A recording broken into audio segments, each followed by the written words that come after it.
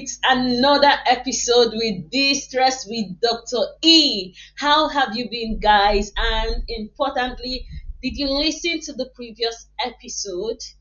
What did you learn? What was your takeaway from it? I'm really excited about the journey. I'm really excited about the awareness many of you are having now regards to the impacts of stress on your lives and also how to manage it. If you've been getting value, please share my podcast, share with your friends, your work colleagues, because let me tell you the truth. It will be unfair that you see that your stressed colleague and you're not giving him or her my podcast to learn to learn how to manage their stress. So it's free. Just do it for them. Okay, it doesn't cost them just a single click. Pum, pum, pum. Okay, is it a single click? No. Well, you know what I'm talking about, just to share it. Okay, so today I'm going to be sharing a very important topic that is dear to my heart because I used to be a victim as well when I didn't know anything about stress management. It used to affect me as well, and I've seen the impact of stress on people, making them behave in certain ways. And now, with the knowledge of stress, I can now tell, hey, you, this your behavior is not ordinary. It's probably because you're stressed. And you see people trying to sort out the symptom they are experiencing without knowing that at the root cause is poorly managed stress, or or there is something at the background that really needs their attention. And once that is sorted, the other behavior normalizes. And what I'm trying to share with you is not just in adults like you and I, that's working people. It also occurs in children. But because I'm speaking specifically to professionals, let's bring it to workplace, yeah, life, family, just everything else that makes us professionals, okay, and how it impacts our lives. So now you know how important this topic is big. This topic is, I think I should just let you know that I'm going to be sharing about 10 behavioral signs of stress. So, if I ask you, when you get stressed, what happens? So many of you are going to tell me, oh, I get headache, I get dizzy, I get tired, I get irritable. But what if I told you there are other signs? Like right now, I'm going to share with you 12, and I want you to listen to this particular episode to the end because even as I'm talking, you may likely be recognizing certain things, not just in your own life, but in the lives of people around you, your work colleagues, your partner, and every other person. Okay, so knowledge is power. Now let's start with the first one, which okay, it could be the very obvious one, which is addictions. And when I mean addictions, I'm talking about various addictions. It can be addiction to smoking, addiction to cigarettes, addiction to pornography. When people are stressed, sometimes they are trying to look for a way to cope with the stress, or they are looking for something to distract them from the stress. Did you get what I said? I'll say it again. When people are stressed, sometimes they are looking for a way to cope with the stress, or they are looking for a way to distract themselves from the stress. Okay, that is what makes some people to venture into things like alcohol. Maybe someone that used to drink maybe one bottle of beer in a day, or even in 1 week, when they are now stressed, you realize that there is a change. From one bottle, they are drinking two, they are drinking three. Or somebody that don't used to drink at all is now drinking. Okay, so when you notice this, it's not, you don't just push it down to, hey, he's now having more fun than usual. Oh, he's now becoming more outgoing. No, sometimes there is stress, there is an issue going on in the background that needs to be tackled. The same thing with people that are now taking more cigarettes than usual, or people that don't used to smoke before, they are now smoking, as in they are just looking for a way out, something to probably mask the pressure they are feeling, so that they will be detached from it for some season or for some time. And then for some people, they venture into distractions or things that bring them pleasure, even if it's momentarily. You find people that are becoming sex addicts, people that are becoming addicted to pornography, just looking for any source of outlet to distract themselves and rather fill themselves with pleasure. But the issue is still there unsolved. So no matter what you do, No matter what you do to try to distract yourself from the situation, it doesn't mean you've addressed the situation. So it's best to look for the root cause of why you are becoming addicted to these things. All right. Now the second one is eating disorder. Now I was once invited to talk on how stress affects our weight. I spoke to a group of women about this. Whether I like it or not, if you are trying to lose weight, if you're on a weight loss journey, in all the things that you're being taught in that group, whether it's eating, portion control, exercising more, or anything, if you're not managing your stress adequately, you're going to struggle. Now, you're going to struggle. Now, why will you likely struggle? Number one, now I'm going to be talking to a particular group of people. You may not find yourself in this particular group. I'm going to talk about another group of people, okay, after I'm done with this. Now, the first group of people, those that are trying to lose weight. Now, when they are stressed, they may realize that they are among the people that gain weight when they are stressed. And why do they gain weight? Because there is increased craving for sugars, okay? Increased craving for processed foods. If you listen to one of my episodes previously, I shared this as well. So they are now craving more sugary stuff. That is why some people are like, oh, when I'm stressed, please give me chocolates, I'm fine.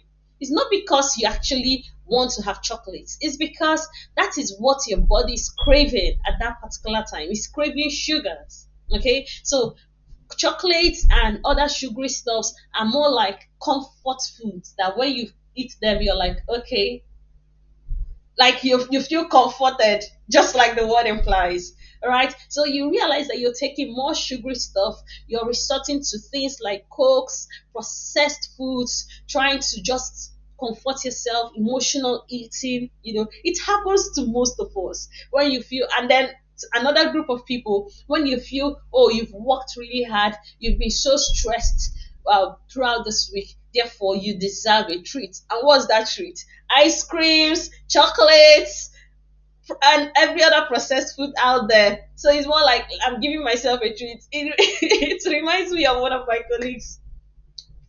I went on break one day and I entered the office where we stay to observe our break. And this guy had a large pizza. That's a very big box of pizza. I'm like, what's going on here? Are you celebrating something? You know what he told me? He said, I've really suffered this week. I've worked hard, doing night shifts back to back. So I believe I deserve this treat. What I'm talking about is if you see this pizza, it's like pizza for like 5 people, and I'm not kidding. So hey, I did it. It was really, really funny. He said he deserved the treat. And that is what happens to most people. You feel that you've worked hard. You feel like life has really, really dealt with you. And then you tell yourself you deserve a treat. And what's that treat? Unhealthy foods. And then when you finish eating them, like when you finish eating them, you start asking yourself, and you go and climb the scale and you start asking yourself, why is this weight loss program not working? How will it work? You're always under repeated levels of stress, repeated high levels of stress, and you're always comforting yourself with these comfort foods, or what's called emotional eating, and then you wonder why you're not losing weight because you haven't even addressed the root cause, what's making you eat like that, and that is this poorly managed stress. Okay, so in that your weight loss program, make sure that stress management is part of it. Now, on the other hand, we have people that eat very little when they are stressed. I think I'm in that category. Like when we are stressed, we even forget to eat. And then you realize that you're losing weight. Small stress like this, all the weight you've gained in the year, you've lost it in 3 months. Bam! And then people are wondering what's wrong with you. At the root cause, sometimes it could be poorly managed stress. All right, or stress in just any form, whether it's positive or negative stress. Yes, there can be. What I mean by positive stress is stress caused by positive situations, like when you're excited about planning your wedding. sometimes you forget to eat, you're doing the runarounds cheerfully, not because something is bothering you. It's a positive thing, but at the same time, your body does not know what you're talking about, whether it's a positive event or a negative event. What it knows is that there is so much pressure on this body and it will react or respond in the same way. Okay, so eating disorders is a common behavioral sign of stress. Either you're eating too little or you're eating too much. And then at the extremes, you have things like anorexia, you have things like bulimia. These are now medical conditions that need urgent attention. All right. Now, the third one is sexual issues, sexual disorders. And what I mean by these sexual issues, I'm going to talk about it in the context of marriage. In the context of marriage, let me give you an instance. You are stressed out at work because of the repeated high levels of stress. You have reduced sex drive because you're so stressed. Like the last thing on your mind now is to have sexual intercourse with your spouse because of what's going on with you. You're constantly worrying. You just can't, you're just not in control of what's going on in your life. So because of that, you've lost interest in sex drive. The libido has reduced so much, and you now try to force yourself because your spouse is now complaining. You're like, okay, let me just try so that I can make this man or this woman happy. You now try. Now, this is, let me talk about men, okay, for instance. So you now try, and in the process, you realize that either you're struggling to achieve erection or you're struggling to sustain erection. What do you think will happen in such relationship? There is strain. It's going to strain that relationship. It's going to strain that marriage badly. And then your spouse starts complaining about then your spouse starts complaining and even starts thinking probably you're cheating somewhere, you're cheating with somebody else. Probably they are no longer attractive to you. Probably, all these assumptions start springing up. And when these assumptions start springing up, what do you think it will happen? It will cause further strain on that marriage. So why don't you save yourself? You don't need abo jadi jadi. I hope I pronounced it well. You don't need another abo. You don't need to go and start taking medications to help you achieve erection or sustain it when it's achieved. You don't need all these things. What you need is tackle the root cause of the problem. Because once you set off on that track and it starts straining your marriage, imagine the impact on you. It's going to worsen the outcome. It's going to even make you suffer more. Now you're no longer dealing with the stress at work. You're now dealing with stress in your marriage. Do you understand? So when we talk about managing your stress, it's a very big issue, like a very, very serious issue that can scatter marriages. You hear people talking about, oh, we had irreconcilable difference, we have this one, we have that one. Think about it. At the root cause of whatever issues it is, or most of the issues, you find stress at the bottom of it. So becoming intentional in taking control of your stress. You don't want to lose that beautiful wife. You don't want to lose that handsome husband that you guys have grown in love with. Okay, so let's go to the next one, and that is sleep disorder. In fact, before I go to sleep disorder, let me drop this bonus tip, and that is, this is how you can tell if erectile dysfunction was due to a health issue or due to psychological issue. Okay, so if you're still able to have early morning erections when you wake up from sleep, just know that whatever is going on at that time is most likely due to psychological issues. But if you're not able to achieve erectile sorry, if you're not able to have erections when you wake up from sleep, it's English will not be the end of me, to not embarrass me in this life. So if you're not able to have erections in the morning when you wake up, then it's most likely due to health issues. I don't know if you understood what I said. If you didn't understand, just replay it again and get the explanation again. Okay. Now, the next one is sleep disorders. There are people that when they get stressed, they sleep and forget about their lives. Then on the other hand, there are people that now struggle to sleep. So which category are you? And you know what? When you're not sleeping adequately, it will even worsen the symptoms of stress you're having. Okay? So this is another sign for you to start dealing with any stressors as quickly as they are happening, because you don't want to get to the point where you are now having all these behavioral signs I'm talking about. Okay? Now the fifth one is social withdrawal. Withdrawal. There are people that you know that, oh, every time maybe your work colleague, when they come to work, they want to talk with everyone, as in they are so cheerful, happy people, and then all of a sudden they just want to be on their own. They don't want to talk to anybody, and even when you try to initiate conversation and talk to them, they kind of withdraw, as in they just give you like one word responses. They don't want to chat people up, and even if they organize social gatherings, they just don't want to be around. They just don't want to be around people. They don't want to come out. Okay, and then you start wondering what's going on. Let me tell you, most of the time there is something going on. It doesn't have to be. It doesn't mean that they just suddenly became introverts. No, or they've suddenly grown up and don't want to be around other people. No, most times there is a deep-rooted issue that is yet to be solved. So if you can help such people, please do. If you can't help them, refer them to the appropriate persons to help them. Okay. Now, the sixth behavioral sign is regular sick leaves. If you're among the group of people that are always taking sick leaves to the point that you've even been called for a meeting for it, I think it's possible for you to get checked. Like, what could be the reason? Okay.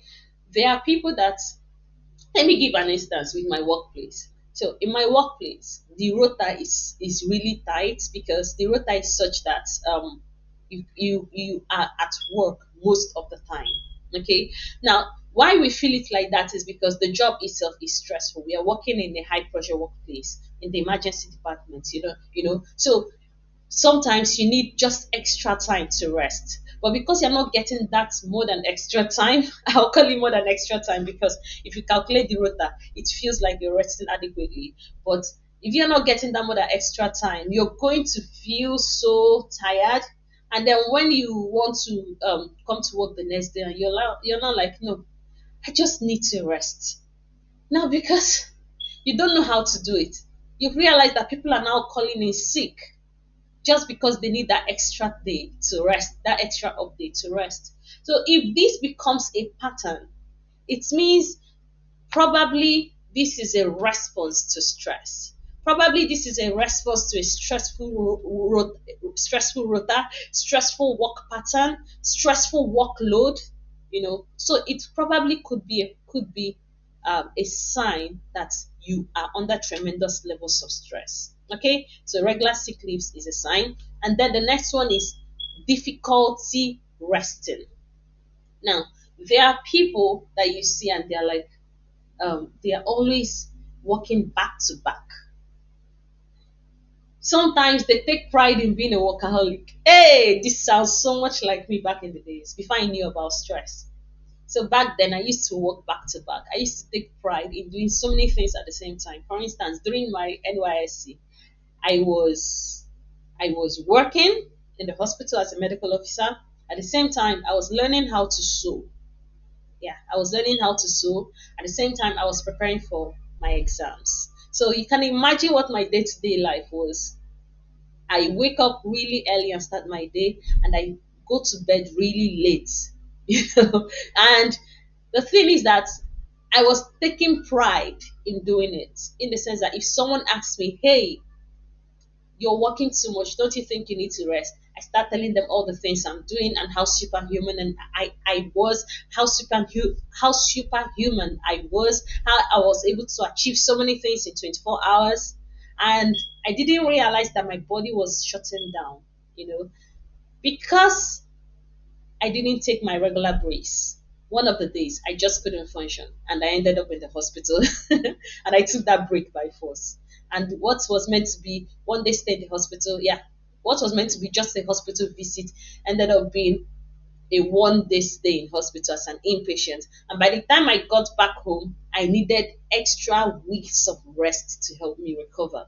Okay, so when you notice somebody that is just working back to back, it is not usually a good sign. It could be a sign that they're under high levels of stress, that they don't even have time to rest. Okay, now the next one is excessively worrying. Have you seen people that when you tell them, I think it's going to rain, they tell you something like, "Hmm, it's not just rain, no. It may even be storm. What if storm comes now? What if there is flooding everywhere?" And then they start getting panicky. If it starts flooding, oh my God, I'm going to lose my business. The things I've worked hard for, they are going to be carried away by water. How do I handle this, my certificate? Oh God, my roof may get blown away and I'll lose my source of income. My life is doomed. Have you seen people like this? It can be really exhausting, excessively worrying. They think about the worst possible outcome in situations. Sometimes it could be stress response. It could be they're already under tremendous levels of stress that they can't see the positive side of situations. And it's usually difficult to get them out of that kind of situation. It's usually difficult because no matter how much you tell them, no, no, don't do that, don't think like that, no, it's usually not enough. They need behavioral therapy. They need what's called cognitive behavioral therapy to help them talk through the thought process, the behaviors, the feeling, to help them get out of that situation. Okay, so when you see people like this, it's okay. Don't blame them, don't be quick to judge them. They probably need help. And then when you subject them to further stress, mm, let me just stop there. Don't even try. Don't even try, because even you'll be tired. You will not want to do that again. So when you see people like that, it means they really need help and you really need to be patient with them. Okay. Now the next one, which is the number 9, is struggling with self-care. Now, struggling with self-care in the sense that there are people you see, they barely have time to trim their nails, to have their hair done, to even apply cream on their body, because they're always rushing.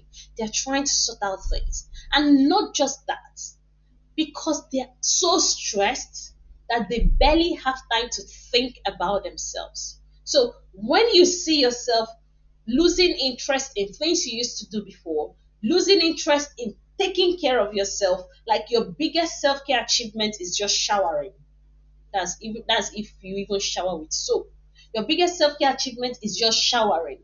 And this is not yourself. This is not your usual self. You usually go extra mile in taking care of yourself, in arranging your room. That means there is an issue that needs to be addressed. And I'll use myself as an instance again. Back then in my NYC, the story I shared earlier, one thing that was obvious was that I barely had time to eat, to cook, and eat properly. In fact, I don't even remember to eat. Okay, and some people go to the extent of their rooms are always messy, like they don't even have time to take care of their rooms, to clean it up, time to just do the basic things they used to do before. So when you see people like this, or if this is you, it means that you need to work on that your schedule. You need to find the root cause of that work related stress or family stress and start addressing it, because this is not your behavior. This is not your usual self. And these are the kind of things that make people get names easily. You hear people being called, oh, that man, he's just a dirty man.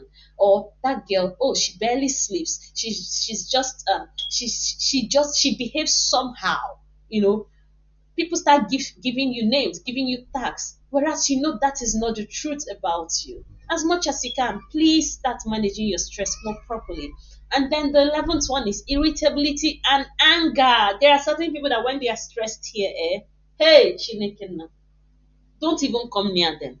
because just that you coughed gets them irritated. Like, why did you cough like that? It's making my skin crawl. And next thing, they start getting angry, they start getting frustrated, they start lashing out at you. Then you start wondering, why are they behaving this way? What did I do?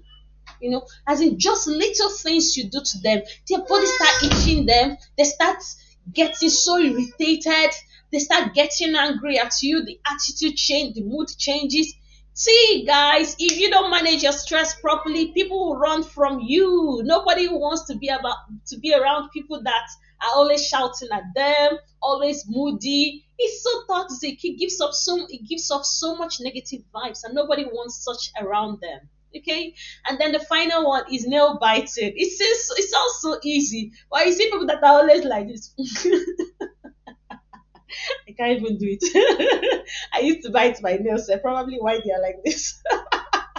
So there are people that are always biting their nails. It's just a nervous habit. It's just a sign that okay, they are really nervous. There is an underlying issue that is making them that way. Okay, so I have listed like 12 things, 12 behavioral signs of stress. If you see yourself in any of these, please take control of your stress. You don't want to be tagged as that irritable colleague. You don't want to be tagged as that one with temper, such that when you get angry here, everywhere is shaking, everybody is vibrating. As in, everyone gets so uncomfortable, and then you say things that you regret. You say things that at the end of the day, you're going back to your room to cry, to shed tears, or you've destroyed things because you couldn't just take control of the stress at that time, and then the anger gets out of hand. Okay, you don't want to have that tag. You don't want friction in your marriages because of poor sexual habits, because of poor sex drive, or difficulty sustaining erections. You don't want that cheating allegations or assumptions to even stir up in your marriage. You don't want to get addicted to things that will harm you, the alcohol, the smoking, the pornography. You just don't want to become a victim of eating disorder where you're just gaining weight, giving space to obesity, which will further worsen your health outcomes. Okay, which will further worsen your health outcomes. You don't want to be a victim of poor sleep, which will predispose you to high risk of heart diseases, strokes, Alzheimer's later in the future. You don't want to be taking regular sick leaves and make your employer wonder about your competence, and then start questioning you, and which may even get you fired. There are so many consequences that will further worsen our stresses and ruin our lives and also our physical health. You just don't want to get there. I'm really concerned about you if you find yourself in any of these situations. So please, guys, take control of your stress and start now to start managing your stress. I beg you, please don't let that stress linger. If you're struggling to cope, please get help. Get help, okay? I'm rooting for you, and I know you've got this. And if you found this particular episode helpful, please share with someone. Don't keep this information to yourself. And also subscribe to my podcast. Leave me a review. I would really, really appreciate that. Thank you for joining me again.